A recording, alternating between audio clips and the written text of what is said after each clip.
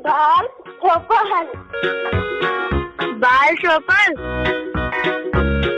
बाल चौपन। सहकार रेडियो पर ढेर सारी मस्ती और जानकारियाँ।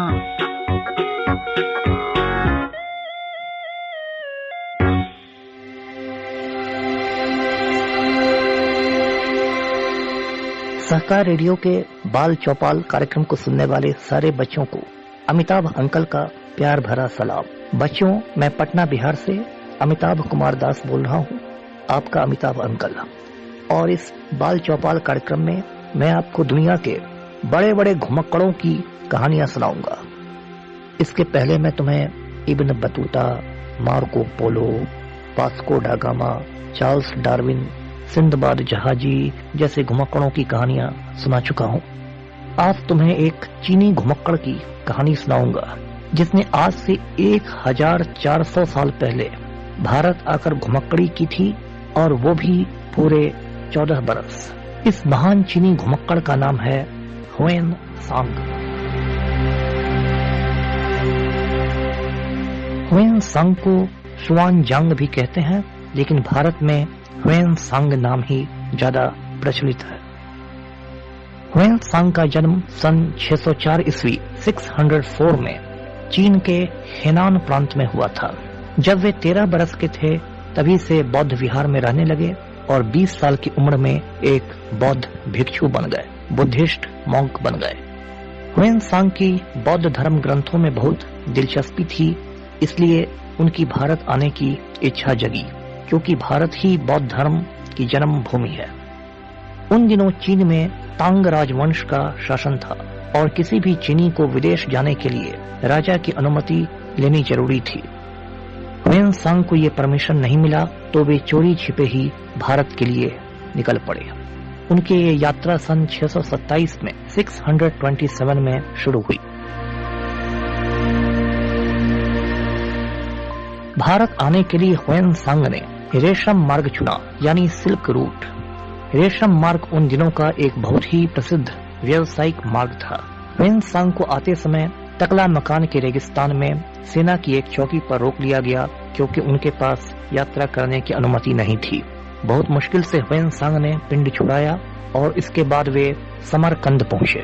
समरकंद शहर आज के उज्बेकिस्तान देश में है और उन दिनों एक बहुत ही खुशहाल शहर था। समरकंद के बाद ह्वेन सांग बल्ख पहुँचे, जो आज के अफगानिस्तान में है।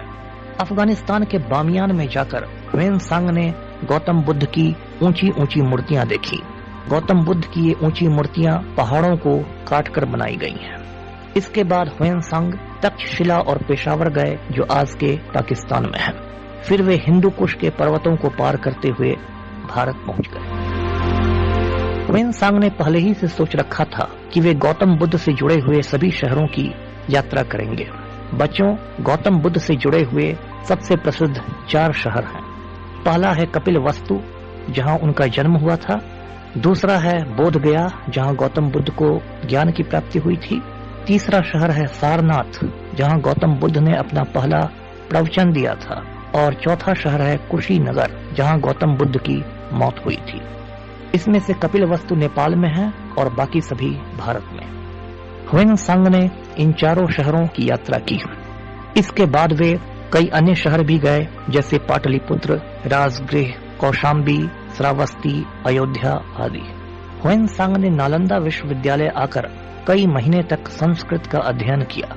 नालंदा विश्वविद्यालय की स्थापना इसके कई 100 साल पहले कुमार गुप्त ने की थी और ह्वेन सांग के जमाने तक ये दुनिया का सबसे प्रसिद्ध विश्वविद्यालय बन चुका था।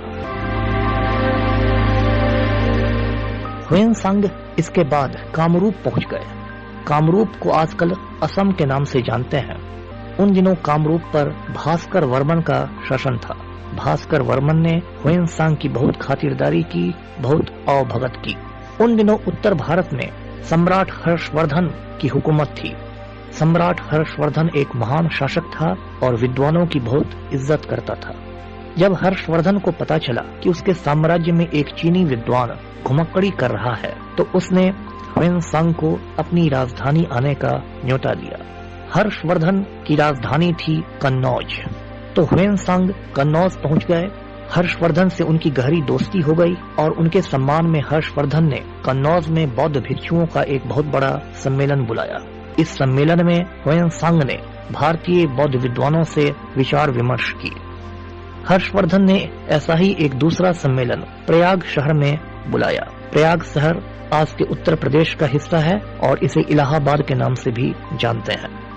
हर्षवर्धन और ह्वेनसांग में गहरी दोस्ती हो चुकी थी और जब 643 ईस्वी में ह्वेनसांग ने चीन वापस जाने का मन बनाया तो हर्षवर्धन को बहुत निराशा हुई।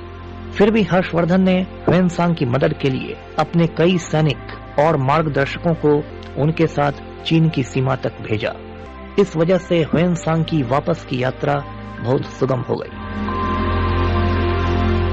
सन 645 ईस्वी में 645 में ह्वेनसांग वापस चीन पहुंच गए। चीन के सम्राट ने उनका खूब स्वागत किया और उन्हें अपने दरबार में मंत्री बना देने की पेशकश की, लेकिन ह्वेनसांग ने यह प्रस्ताव ठुकरा दिया। इसके बाद ह्वेनसांग भारत से लाए हुए बौद्ध ग्रंथों का चीनी अनुवाद करने में जुट गए। ह्वेनसांग अपने साथ कुल 657 पांडुलिपियां लेकर आए थे। इन पांडुलिपियों यानी मैन्यूस्क्रिप्ट्स को 20 घोड़ों पर लादा गया था। ह्वेनसांग और उनके साथियों ने मिलकर इसमें अनेक ग्रंथों का चीनी भाषा में अनुवाद भी कर दिया। इसके बाद ह्वेनसांग ने चीनी भाषा में अपने संस्मरण लिखे। इनका नाम है शी यू ची। इंग्लिश में इन्हें कहते हैं the great Thang records of western Nations, यानी पश्चिमी देशों के महान तांग दस्तावेज। इसमें ह्वेनसांग ने अपने भारत की यात्रा का बहुत बारीकी से वर्णन किया है। 7वीं सदी के किसी भी देश के बारे में इतनी जानकारियां किसी दूसरी पुस्तक में नहीं मिलती। ह्वेनसांग ने सम्राट हर्षवर्धन की सेना का भी जिक्र किया है। ह्वेनसांग के अनुसार हर्षवर्धन की सेना में 1 लाख पैदल सैनिक, 60,000 हाथी और 50,000 घोड़े वाले रथ थे। सन 664 ईस्वी में 664 में ह्वेनसांग का देहांत हो गया। बच्चों, आजकल भारत और चीन के बीच सीमा विवाद चल रहा है, लेकिन ह्वेनसांग को हमेशा भारत चीन मैत्री का प्रतीक माना जाता है। ह्वेनसांग के सम्मान में बिहार सरकार ने राजगीर शहर में एक ह्वेनसांग म्यूजियम यानी ह्वेनसांग संग्रहालय की स्थापना की है।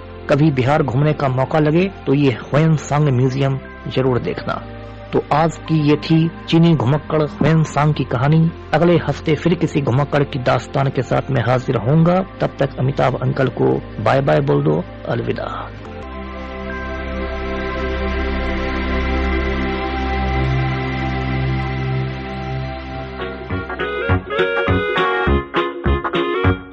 बाल चौपन, बाल चौपन, बाल चौपन। सहकार रेडियो पर ढेर सारी मस्ती और जानकारियाँ।